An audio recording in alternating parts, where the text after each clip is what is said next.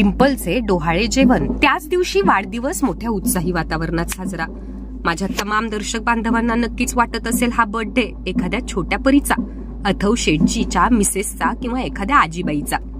कारण बर्थडे साजरा करण्यासाठी एवढे खाद्य पदार्थ, त्यात काजू बदाम पिस्ता असेल, स्वीट मध्ये पेढा बर्फी बासुंदी लाडू मिष्टान्न मध्ये लसूण चिवडा मिक्स फरसाण असेल, ह्या सगळ्या ज्या गोष्टी आहेत ना त्या असं काही उपलब्ध आणि दिसतही आहेत. तर हे कशासाठी? तर त्या डिंपलच्या डोहाळ जेवण व तिचा वाढदिवस साजरा करण्यासाठी. बरं ती आहे तरी नेमकी कोण?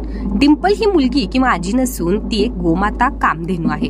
हा डोहाळे व वाढदिवस साजरा करणारे ठाणे नजीक असलेल्या 14 गावातील मोकाशी पाडा येथील शेतकरी एकनाथ देहू मोकाशी यांच्या निवासस्थानी हा डिंपलचा डोहाळे व वाढदिवस मोठ्या धूमधडाक्यात साजरा केला. हा वाढदिवस साजरा करण्यासाठी मोकाशी कुटुंबियांनी महिना अगोदर तयारी केली होती.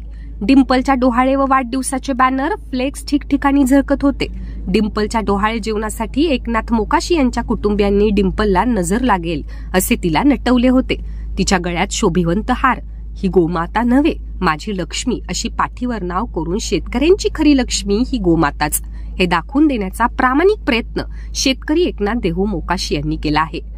सध्या तरी प्रत्येक घरात गाडीत राहणाऱ्या किंवा वावरणाऱ्या कुत्र्यावर वार्षिक लाखो रुपये खर्च करण्यापेक्षा गोमातेवर लाखो रुपये खर्च कराल तर तुमचे आरोग्य नेहमीच सुदृढ राहील. सकस आहार आणि सकस दूध पिल्यास माणूस निरोगी आणि बळकट बनू शकेल. म्हणून शक्यतो प्रत्येकाच्या घरात एक गोमाता असावीच, जेणेकरून सर्वच निरोगी राहतील.